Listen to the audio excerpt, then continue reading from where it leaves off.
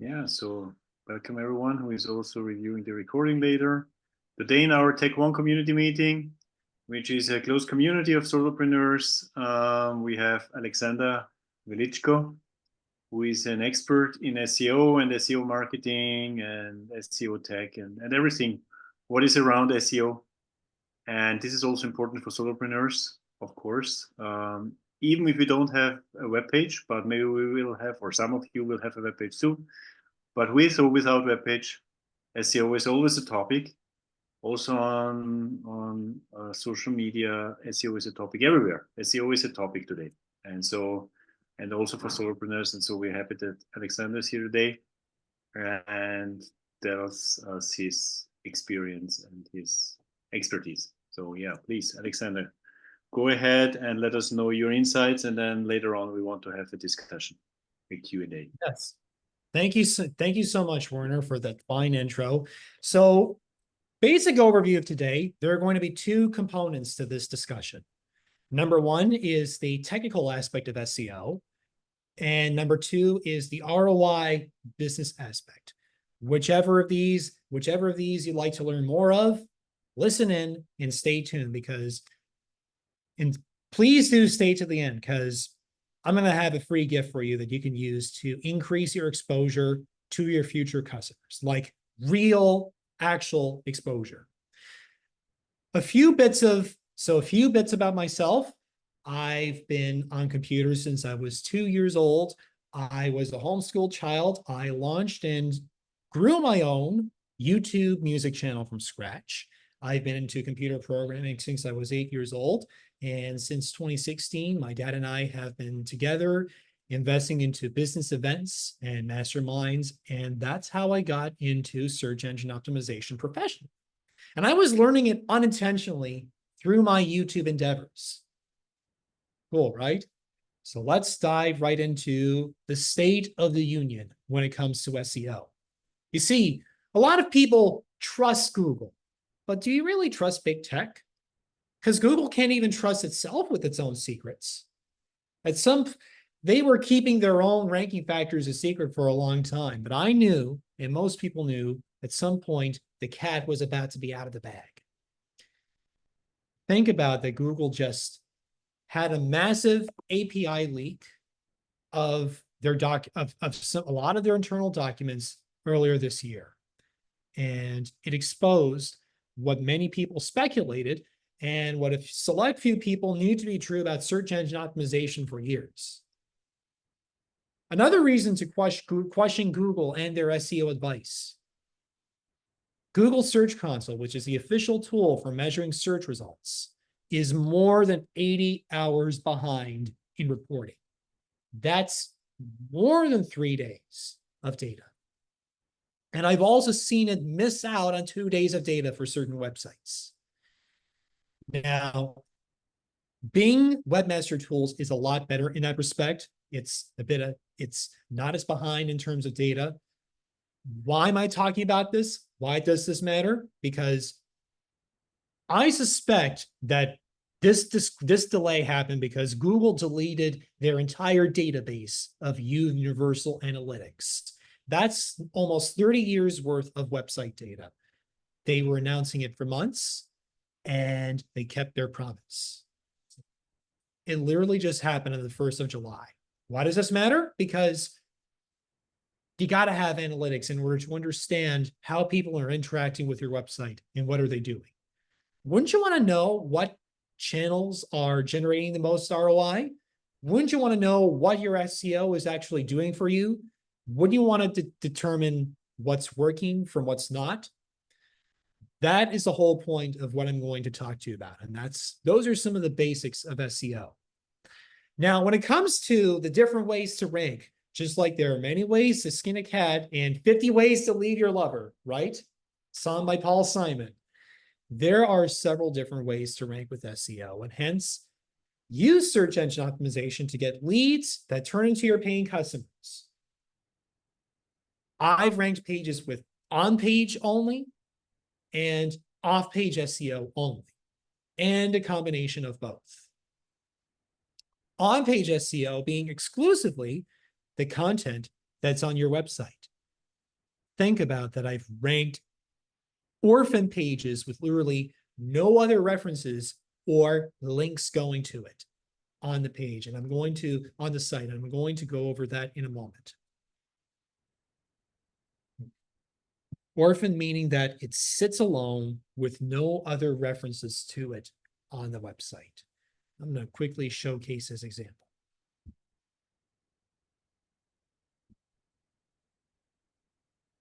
You guys see my screen?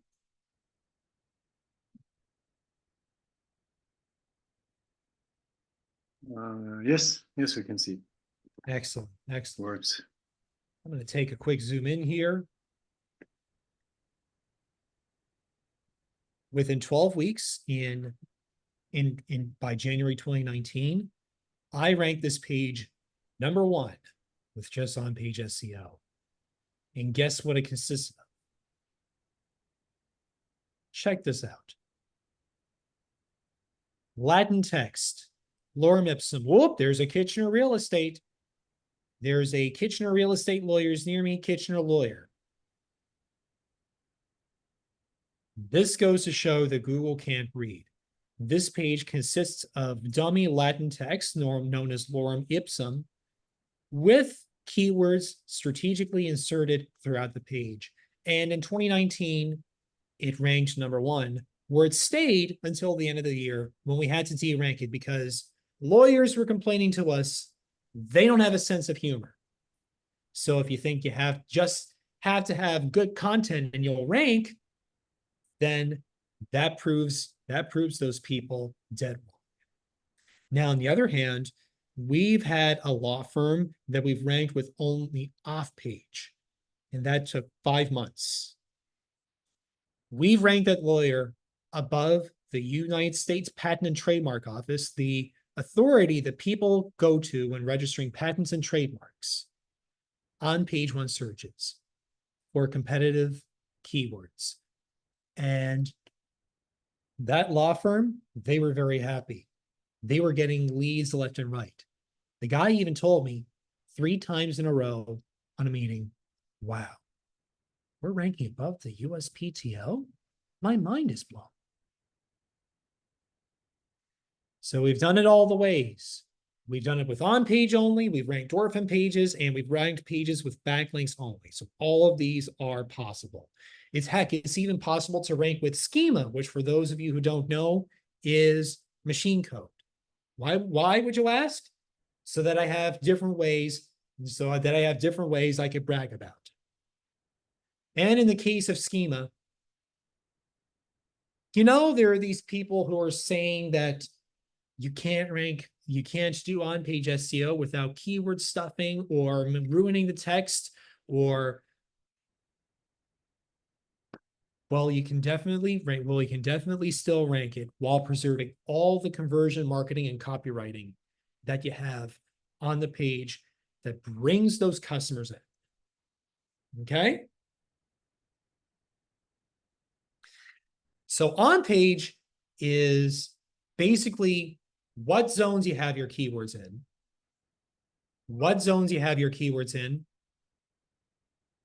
as well as the internal links that govern the relationships between pages, because you have to be strategic about that. There is a certain order to it. In many cases, without internal links, backlinks are not effective. Now, backlinks, however, in many cases, on page alone, my favorite approach is to do as much on-page SEO as possible until it hits diminishing returns. It doesn't move the needle anymore. That's when you start backlink building. Every now and then you'll find some guru blabbering about your domain doesn't need links to rank. Well, every single way you can slice it. One of my SEO coaches has proven that the domain always does better when it has backlinks going to it. Okay? So, sorry about that, having some tech issues here. Did you see my camera flash on and off? No, I don't think so. Good. Awesome. So we can continue. So backlinks, those are links from external websites or businesses going to your website. Now, to understand the significance of these, think of these as votes of confidence, since the United States is in an election cycle right now. Votes of confidence. You can write about yourself. You can write about yourself and do all the technical stuff on the site. That's not a problem. What actually moves the needle? The links. How do you do that? Well, my friend, you can spend thousands of dollars buying backlinks from what's known as guest post vendors. Good ones start out from a few $100 each. And you can risk not getting rankings because Google prefers link diversity proven by the recent search API leak. I mean, an entrepreneur only has so much time in a day to wear different hats. Now you can get quite a few links of so-so quality and get to a certain point, or you can get a smaller amount of links of a very high quality, like sites that are visited by real visitors. Google actually measures that stuff, and you can go the distance. So think about, it takes time and effort and money to seek out those sites. So if you'd rather wear the hats that you're good at wearing and let someone else take care of all that work for you, do what I do and release press releases, and strategically at that. Now, I've been using press releases as a link building strategy since 2018. The way we do it is what makes our services cost effective, because it's a cost effective way of backlink building. Not just any press releases, though. I mean, sure, you can go to any PR provider and not get the desired results because they're just slapping your content on thousands of affiliate networks. And guess what Google does not like? Duplicate content. They filter it. It confuses the heck out of them. Not only that, but those news affiliate networks are of questionable quality being measured by actual activity on the sites. We invested in a startup in 2019 to fix this. And they're one of the few startups that I've been an early backer of that has kept their word and been of excellent service. They do this whole process to interact with the search engine, send signals that only now in 2024 has been revealed by the API document leak. What it does is it leverages the news authority sites and not just gets backlinks from them, but when you get links, again, they are votes of confidence that you are who you say you are, and the search engines position you accordingly. When you get links with traffic, and these are real TV and radio news network sites that have thousands of visitors a day, those are powerful votes. Those are actual authorities confirming your expertise in the eyes of Google, and you get page one ranking after page one ranking after page one ranking once you do these press releases consistently. Google counts those ballots over time, and over time, your rankings move up. But wait, there's more. It's even better when you host a press release in your own blog. Why? Because after all, when multiple websites publish duplicate content, and we limit ourselves to a select few news distributions as opposed to thousands, when several websites publish duplicate content, you know who Google gives the most credit? The first one that it finds to publish the content. And who better to be the first one to publish that content than yourself?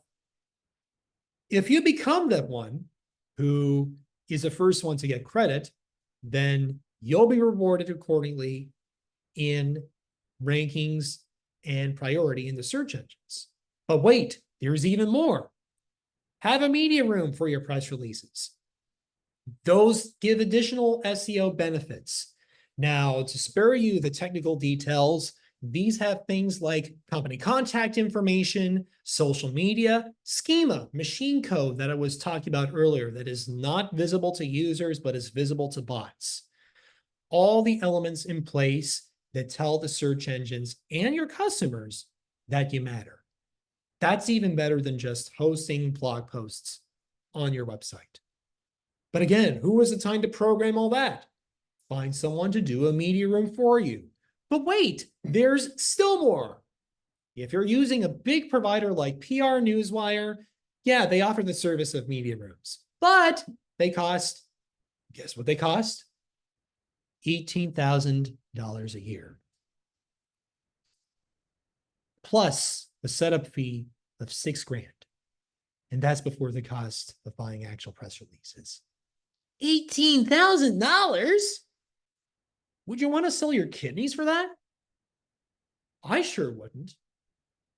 And if you don't believe me, just search PR Newswire pricing table 2024 on Google.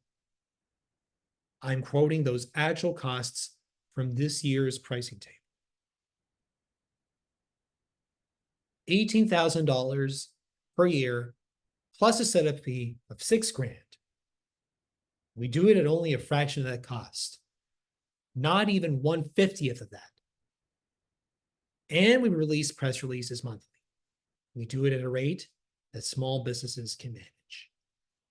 We build the media rooms with clean, nicely designed press sections, listing all the press releases and listing all the pickups and all the elements and all the contact information and all the machine code in clean HTML, because you can have a website that looks nice, but search engines are going to like it because the code, the underlying code is bloated. Some of you here who have worked with me, you know it. We've discussed how bloated some of the underlying code is. The media rooms, the way we do it is clean, nicely designed HTML. It's away from WordPress or Wix or any of this other stuff that tends to insert all that bloat. So you can bolt it onto any website platform, and we've seen these media rooms outrank main landing pages for target keywords. Now, how do I measure the effectiveness of all this? I mean, besides starting my YouTube channel in 2010, scaling it to many hundreds of thousands of views within 2 years, and now it's at millions of views a decade later. And having achieved thousands of page one rankings for clients in medical industries, for business coaches and public speakers and local trades, I have the data to prove it. After 7 to 8 years in this industry, Dad and I, we still participate in SEO and marketing tests because Google is always changing stuff. I mean, especially after this big leak of the ranking factors. You never know what's going to happen next, especially since they have bugs. Big tech isn't perfect. They have glitches all the time. So it's up to you to be able to determine. So it's up to you to do all that handiwork and determine what is the best approach. Okay? So before we head into the FAQ section, how do I get to my clients? Well, the way I've gotten my clients is a mix of cold outreach, in-person meetups, organic via SEO, yes, to prove that it works, and referrals. Now, largely referrals because we're on this meeting talking about SEO, but referrals and word of mouth are still highly effective because that element of trust is already there. To have someone recommend you to a customer because they know you and they can vouch for your work, that speaks 1,000 words. To give you some examples, we've gotten a big ticket contract with an enterprise e-commerce company. First met that customer at a mastermind in 2018, a 5-figure mastermind, and it took 5 years before they reached out to us, and now they're a customer. One of my favorite case studies, an IP and business law firm with a Fortune 500 customer portfolio. I got them by cold email. That is the law firm that I've ranked above the USPTO. And think about it, their website is younger than the USPTO, who is an authority site because that's measured. They're an authority site. The USPTO is considered an authority because the site is 20 years old and they have however many millions of links from patent and trademark law firms, references to different trademarks, and anything and everything to do with intellectual property. People talk about them. Okay. Some of our business relationships come from referrals. Now, just a quick note, I've been to a lot of business networking and Chamber of Commerce events, and while they have generated a lot of contacts, they've been our smallest source of clients. It's given us some clients, yes, but most of the people I find in these sorts of networking events, they want everything for free. Some communities are higher quality than others. It's up to you, my friend, to be a discerning entrepreneur. I found certain events to be a complete waste of time. All those events that I found to be a complete waste of time and money, they all have something in common. They all have a certain je ne sais quoi. So it's up to you to determine that. But yeah. All right. So that's sort of, so I promised you a free gift for everyone who's on here today. And I'm not going to disappoint you. A press release with a media room plus one on-page SEO consultation. So you just asked me, so you just asked me what you want to rank for, and I'm gonna tell you what to put where in all the hot zones, because your site needs at least the basics in on-page, or the press release will be ineffective. And we're going to be working together to see. And this is like I said, this is a way to get exposure to your target customers, and we're going to measure it. In addition, you're going to be invited to a workshop next week where I'm going to break down the basics of on-page SEO. I'm going to drop this link in the chat in a moment, and you're going to get it.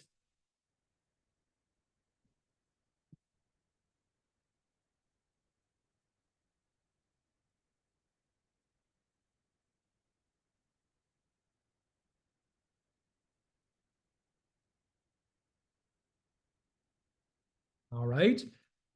And you should have the link in the Zoom chat. When you opt into this, you'll be able to claim your free gift of the press release with a media room, plus one on-page SEO consultation. Okay?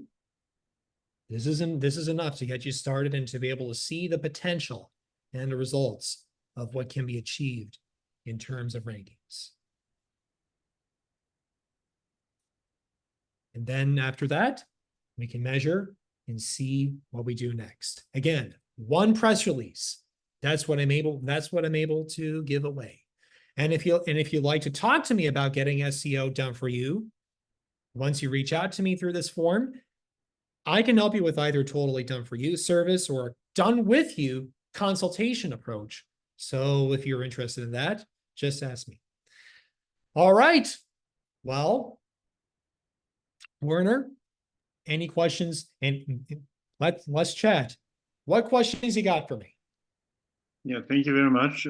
First, Alexander, for this introduction into SEO and press release. I think this is a very interesting approach. Typically, you don't hear that connection. You hear either press and PR and promotion, or you hear about SEO. But this connection, the first time I heard it ever was from you. And I think this is interesting to connect this. And if I understand right, the press release is not so much to be presented in the media or in the newspapers or wherever. It's more, so the first goal of these press releases is to get better SEO ranking. It's not so much that you're published in the media, but I guess it can also happen, right? So you have the press releases, you get better ranked on on Google, and then somebody, a journalist, finds you and is making a story on you. Did that ever happen for clients of you? Something like that has definitely happened. Our law firm client, after publishing enough press releases, they got contacted by a columnist who works for Forbes and Entrepreneur magazine. Mhm. They got invited to be featured in a regional newspaper. So this is a side effect. Yeah, it's a side Okay. effect. Okay, and Now, yeah, okay, go ahead. Mhm. yes. Big- So Mhm. I'm glad you're talking about this, because a lot of where I find people are confused is that all press releases digitally issued have to be about something important or newsworthy. And when in reality, when you do them for search engine optimization, what's deemed newsworthy is actually quite different than what's considered newsworthy in the traditional public relations sense. Yes, you can make an important announcement. We've certainly done many of those for clients for traditional public relations purposes. But as far as the SEO press releases, when clients ask us and I show them what's possible in terms of topics, it's just a whole avalanche of new potential opens up. Okay.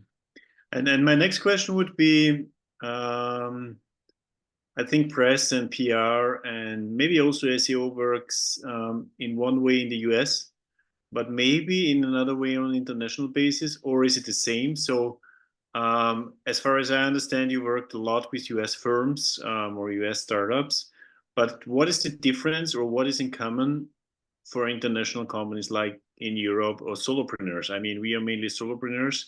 What is in common or what is the same in Europe and US, and what is different, or in other countries or in other places of the world?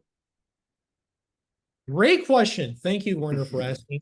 I've worked with clients in multiple continents. Also work and foreign languages too.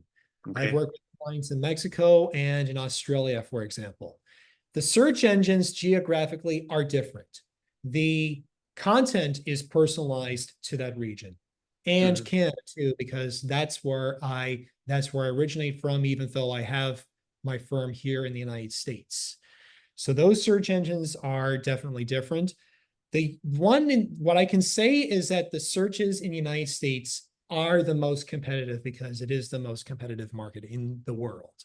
Mhm. As Mhm. far as international markets, though, press releases, the way we do them, even though they're in US channels, they are wildly effective for international markets. Our Mexican client, that is one of press releases and on page alone have been responsible for their crazy success. Like our Mexican client has generated dozens of leads, including LG, Hannafin, Parker, and Crayola, just to name a few. That's in B2B. And that's a B2B industry. Think about it. People are going in Google from those companies and searching for those things. Okay. Yeah, maybe you can give some more insights also for solopreneurs and one-person companies. But there's another question from Mike in the chat. He says that he have heard a lot that SEO is dead and GEO is now what matters. What is your opinion on that? Mike, could you clarify what's meant by GEO? As in geographic or something else? Right. Gotcha. So I take it you mean something like an AI search engine or ChatGPT. Yes, AI search engines we definitely target.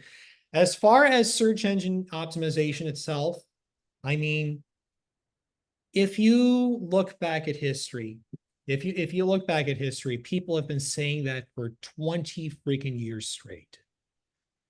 People said that SEO were dead when Google released their Panda update. People were saying SEO was dead when they released the Penguin update. People were saying SEO was dead when COVID-19 happened. And people are saying SEO was dead last year and then this year. And yes, SEO has gotten more difficult. But for as long as search engines exist, it's never going to die. We have people making money from sites being ranked organically, generating leads. I know my clients generate leads daily. Think about it. So with that being said, the landscape is definitely shifting. So just like Google and the major search engines, AI voice searches, they have their own set of factors too.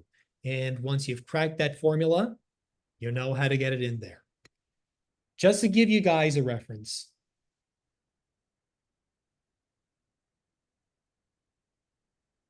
Facebook's Meta AI and ChatGPT, they both derive their searches from Bing. So if you can understand what questions people are asking and think about the kind of language that people are using to search, you can reverse engineer that and then turn that into something that is workable for AI search optimization purposes. Mm-hmm. Thank you. Are there other questions? More questions, maybe?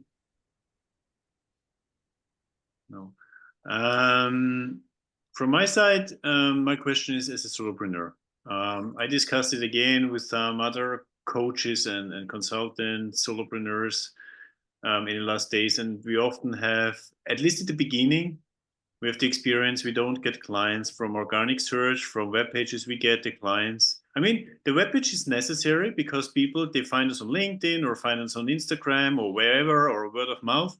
And then they check our web page like a proof that we are there, that we are not just people that are, I don't know, we in the entrepreneurs, but we are real entrepreneurs, right? If we would not have a web page, they would not trust.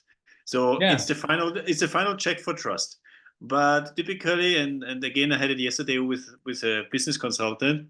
He says he has not a single client who found him with the web page, right? He needs the web page, but the clients come through other channels, word of mouth or LinkedIn and so on. So how can a solopreneur change that? Or is the press release maybe even a bridge or a path in another direction for a solopreneur? So what is your take on helping really one-person companies working online only? And maybe content creators, which is also a future business field, right? My take in this is if you're a solopreneur or a one-person business or a coach, you absolutely have to have two things, a brand and positioning. Mm-hmm. The brand is you telling people who you are and how you do things differently. And the positioning is your offer and your match to your market. Okay? Those two things, without those two things, the other pieces of marketing won't matter. So I definitely agree with you about putting yourself out there on the other channels, including LinkedIn and all that. The PR is a bridge. Mm-hmm. It's a branding component. And it's one of the things I have helped a solopreneur. It's one of the things I have helped a solopreneur with dominate page one of searches, 4 searches for his name, with all of his media, all of his celebrity speaking appearances and articles to, for example, push down some naysayers that were talking trash about him. And it is a powerful piece of marketing collateral that he now shows to his clients. Now, as far as the positioning component, that's something I also help solopreneurs and clients with. We have an AI technology that taps into decades and thousands of marketing A/B split tests and helps generate marketing copy that is ready for split testing. We also have software that A/B split tests ads across all the different platforms, Google, Facebook, Instagram, in real time, creatives, copy, landing pages, so that then not only does it help with the cost per click, but it also cuts down on the actual cost of managing the campaign. So, and increases the effectiveness of results. Okay, good. Okay, are there other questions? I hope I'm still there because my internet is unstable, but I think for now it works. Further questions from I the can give community? one. I can give Please. one. So these search engines essentially have the ability to change their algorithms as to what they look for, and that could hinder someone in creating SEO. What are you doing, or how do you go about, preparing for those algorithm changes, or for staying up to date with, what these search engines might be doing in the future? Great question, James. Thanks for asking that. So for one, I have my masterminds that I participate in to keep my finger in the pulse about algorithm updates. The other thing that I do to actually prepare clients as a tangible deliverable is these press releases have been known to withstand algorithm updates. I mean, Google has done a lot of different things to different types of links. They have punished websites for building links in a certain way, backlinks I'm talking about.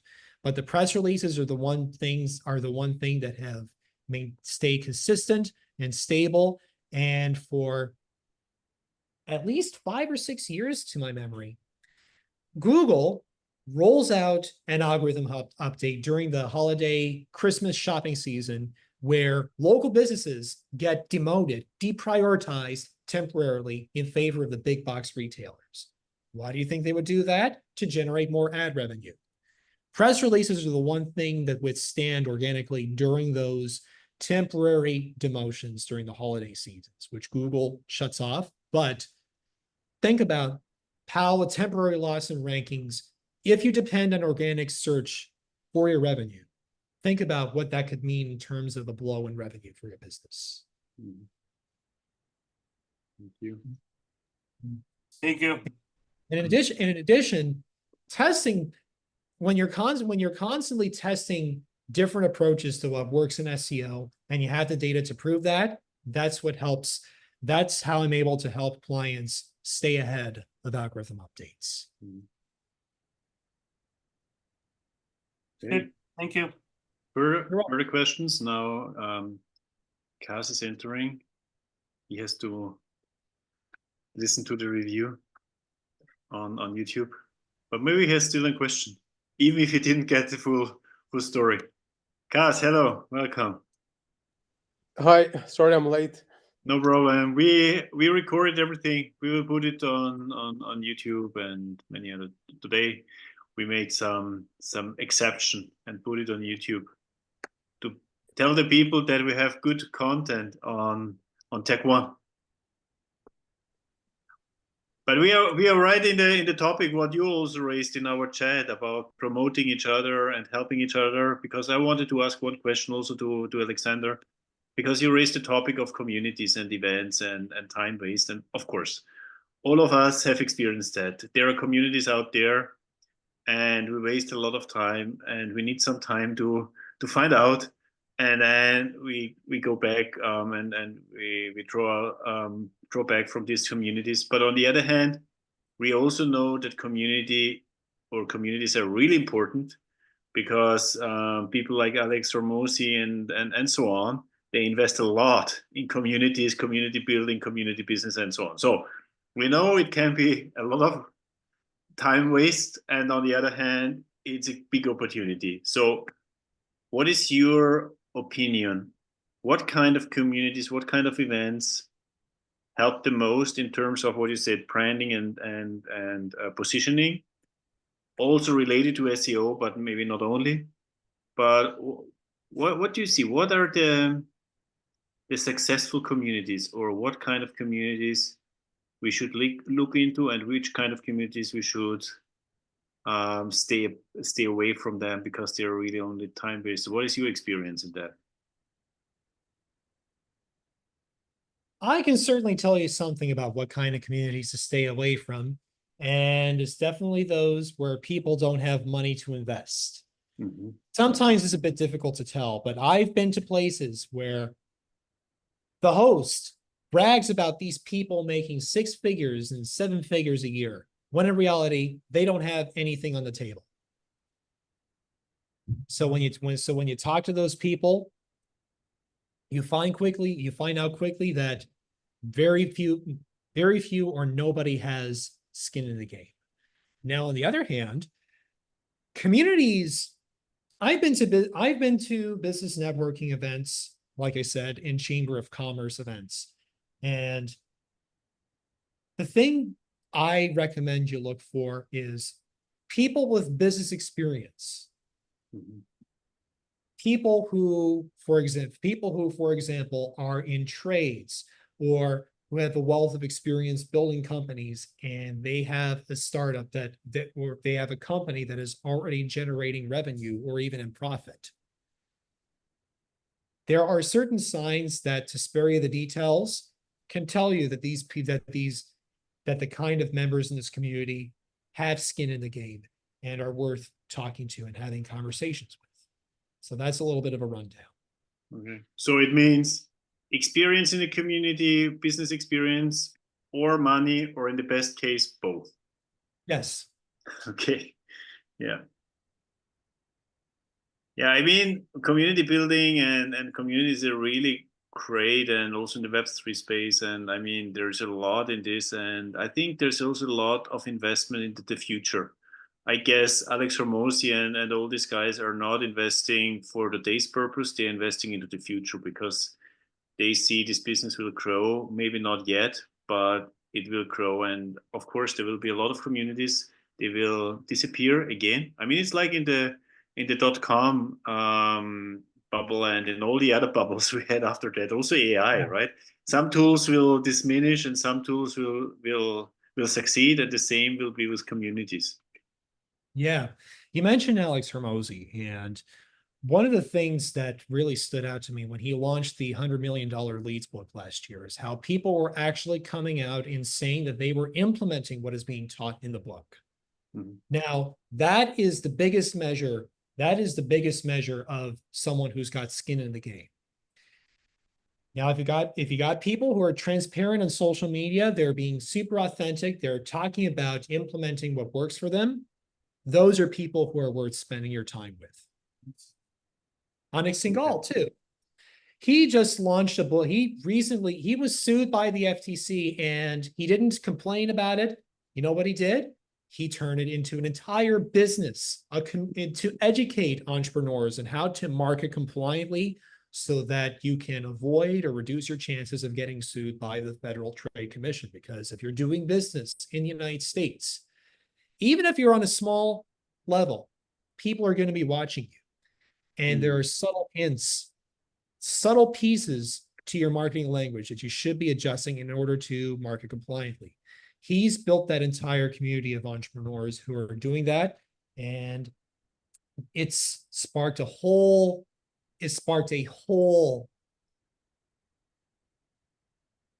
blossom of conversations, and successful entrepreneurs and new entrepreneurs like get together. So there's that. Okay. Yes, Onyx Mastermind is actually where we met our client who took 5 years to become a client. Yeah, that's also interesting, right? You have events and you meet people, and then it takes 2, 3, or 5 years until you have a business. I mean, this is for solopreneurs sometimes really a big challenge. I mean, you know that too. So you need to make business now and not in 1 year, right? And all the SEO topics and so on are typically long-term. So I guess if we talk with you about the press releases, we have also a short-term, or you have also a short-term approach. I mean, the main approach is middle or long-term, of course, because SEO works like that. You have to wait until you have an organic impact. But on the other hand, you have an approach that you can also help short-term with your press releases, right? Or what is short-term, what is mid-term, and what is long-term in your service? As far as SEO is concerned, short-term is within 1 to 3 months. We have absolutely seen rankings within a month. Yes. Okay. So it's possible. It is possible. Now it's only a start. Search engine optimization obviously is long-term, and there does have to be constant maintenance and consistency in order to preserve that initial boost in ranking that you've got. Yeah. That's why all of our clients do press releases consistently with us. Our local clients do them at least once a month. For clients who are ranking on a national basis, not limited to one geographical location, they do at least 2 to 3 a month. Some of them we do 4 a month. The event at Carnegie Hall, where I met Martha Stewart, I was doing the SEO for that event, and I released 11 press releases, one each day, for each of the keynote speakers that was there. Martha Stewart, Ice-T, Walter O'Brien, Scorpion from the TV, whose life was celebrated in the TV show Scorpion, Michael Gerber of the E-Myth fame, and a host of a bunch of other neat characters. Okay, there's another question in the chat from Mike. How much is less than 1/5 of costs? It depends on whether we do premium distributions, because we have a few premium distributions, but in general, each press release costs $179, and it's $39 a month to host the media room. Now, of course, if you want to, of course, in order to do multiple per month, you can always inquire about special rates. Okay, thank you. You're welcome. Okay. So there was also one idea. It fits to that topic and not completely, but to some extent from Cast to support us on LinkedIn. So each other that we support our posts and so on. So maybe you can make your suggestion in the chat, or we can, I don't know. I mean, if there are no further questions to Alexander, maybe we can in the last 5 or 10 minutes talk also about this suggestion. Or are there further questions directly to Alexander?